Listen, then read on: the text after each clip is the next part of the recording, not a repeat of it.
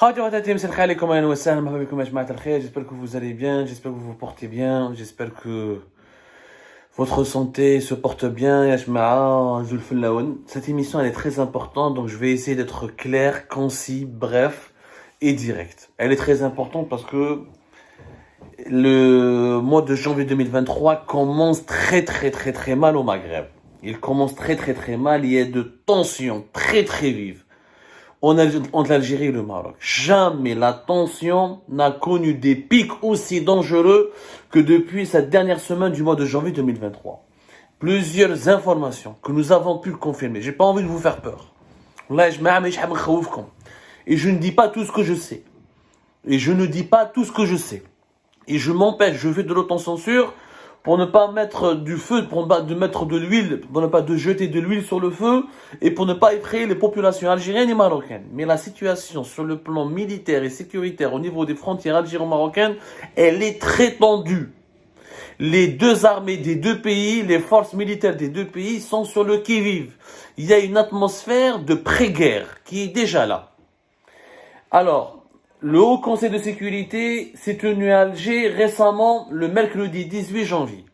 Ce Haut Conseil de sécurité n'a été comme l'information, s'est tenu à Alger sous la présidence du président de la République Abdelmadjid Tebboune en tant que chef suprême des forces militaires et du ministre de la Défense nationale avec l'ensemble des hauts responsables des services de sécurité en réaction directe après ce qui s'est passé entre le Maroc et Israël qui ont organisé une réunion bilatérale à Rabat le 16 janvier dernier, qui a été ponctué par un communiqué annonçant le 17 janvier 2023 le renforcement de l'alliance militaire entre le Maroc et Israël. Il s'agit des deux pays. C'est une réunion bilatérale qui s'est tenue en présence de l'inspecteur général des forces armées royales marocaines Belkhel Farouk, avec le directeur des affaires politico-militaires du ministère de la Défense israélien, Dror Shalom. Cette réunion a abouti à un nouvel accord, après celui de l'Alliance, après le fameux accord cadre de coopération militaire et sécuritaire de novembre 2021, signé par Benny Gantz, ministre de la Défense israélien, lors de sa première visite à Rabat au Maroc. Ce nouvel accord parle d'échange, de formation et d'une assistance israélienne qui va être portée au Maroc, au Maroc pour améliorer sa défense aérienne, la guerre électronique et le renseignement. Qui sont les trois domaines stratégiques pour se lancer en guerre. La situation elle est très tendue.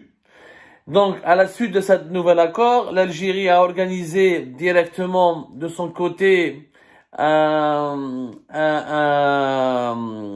il s'appelle, un haut conseil de sécurité et des consignes claires ont été données pour préparer les troupes à un éventuel affrontement ou là des éventuelles provocations. Les autorités algériennes pensent que le Maroc et Israël sont en train de mettre en place un plan d'agression.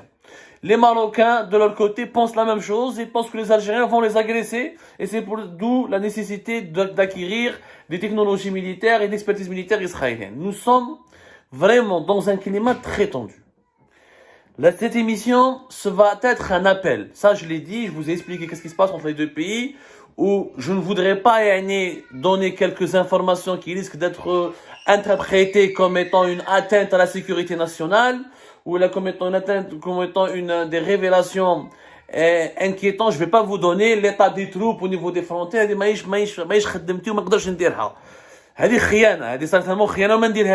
Ni du côté algérien, ni je ne vais demander à mes sources marocaines de nous donner des informations sur l'état de leurs troupes. Nous voulons appeler à la paix, et nous voulons préserver la paix. Pour cela, une idée est en train de circuler à Alger.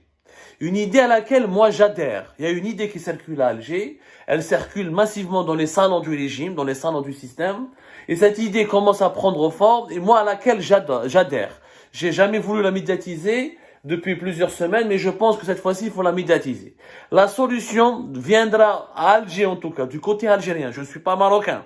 Je laisse le loisir aux intellectuels et aux journalistes marocains de penser à des solutions alternatives et d'appel à la paix qui pourraient défendre et mettre en pratique au Maroc. Mais du côté algérien, la seule solution pour calmer les esprits, apporter un peu de bon sens, parce que la politique de 20 ans de guerre, qui est préconisée dans l'entourage de Tebboune, l'Algérie va faire la guerre au Maroc, on la gagnera jamais. Et le Maroc fera la guerre à l'Algérie, la gagnera jamais. Les deux seront perdants. Il va y avoir des milliers de morts. Et s'il y a le moindre confrontation militaire, Israël, la Turquie, les États-Unis, les Émirats, l'Arabie Saoudite, peut-être même la France, vont tous en profiter. Et les deux perdants seront les Algériens et les Marocains. Ni le peuple algérien n'est convaincu, n'a envie d'avoir une guerre contre son voisin, ni le peuple marocain n'est convaincu, n'a envie d'avoir une guerre contre son voisin. Le scénario de la guerre, il est catastrophique pour les deux pays. Les deux pays qui accusent un important sous-développement, qui accusent beaucoup d'inégalités sociales, qui accusent des retards technologiques et scientifiques importants, une guerre, même si ce sont des petites escarmouches, elles peuvent aboutir à beaucoup de morts et elles peuvent enclencher, déstabiliser toute la région du Maghreb et de l'Afrique du Nord. Et il n'y aura que les puissances étrangères qui vont en profiter. Parce que certains esprits, mal tournés, tordus, ما تخافش وروح والارمée algérienne elle est prête non les Israéliens ne vont pas défendre les Marocains, les Israéliens font que du bluff et ils vont jamais combattre avec les Marocains, ils ne pourront résister, ils ne pourront vaincre. هذه الهضره elle est très dangereuse. Ça rappelle كيما صدام حسين رماوه على راسه وراح الكويت, on a bien vu ce que l'Irak il a fini, comment il a fini. Ça rappelle Kadhafi qui رماوه على راسه en 2011, regardez comment il a fini. Il y a le langage, le discours, certaines idées, parce qu'il y a une théorie, pas une théorie, c'est des faits. Dans le cadre de cette guerre qui oppose l'Occident à la Russie, il est possible que dans cette année 2023, des conflits satellitaires, mais qui seraient liés à cette guerre lancée par la Russie en Ukraine contre l'Occident, vont se déclencher comme prolongement du conflit, de la guerre de l'Ukraine. Il est possible que donc des puissances mondiales mettent de l'huile sur le feu pour que le Maroc et l'Algérie fassent la guerre et que chacun des deux camps soutient un pays, et comme ça les grandes puissances vont régler leur compte au détriment du peuple algérien, au détriment du peuple marocain. Et c'est le scénario le plus dangereux qui risque de se dérouler. On parle aux élites. Nous avons des informations que nous ne voulons pas révéler, mais aujourd'hui, la seule initiative du côté algérien pour appeler au calme, il faudrait qu'une délégation de personnes sages, conduite par le général Mohamed Medien El-Hajj, ce message lui est directement destiné. Ya El-Hajj Mohamed Medien, ya le général Toufiq, il est temps que le général Toufiq à Alger assume sa responsabilité. Du bout de ses 84 ans, l'ex-patron des services secrets algériens, qui est l'artisan du régime, qui a toujours été la boîte noire du régime, qui a été la colonne vertébrale de l'État algérien durant ces 30 dernières années, il est la seule personnalité qui peut aller parler à Abdelmajid Tebboune, qui peut le raisonner et qui peut le conseiller et qui peut lui dire la vérité sur le risque très élevé de pertes énormes et de graves conséquences sur la sécurité nationale d'une guerre contre le Maroc. C'est la seule personnalité sage, c'est la seule personnalité qui maîtrise réellement toutes les données. C'est la seule personnalité qui a été longtemps aux commandes du pays, en tant que patron des services, en tant qu'ancien, en tant que moudjahid, en tant que l'un des cerveaux des services secrets durant des décennies. Quelqu'un qui a énormément de contacts aux États-Unis, en Occident, en Russie, ailleurs.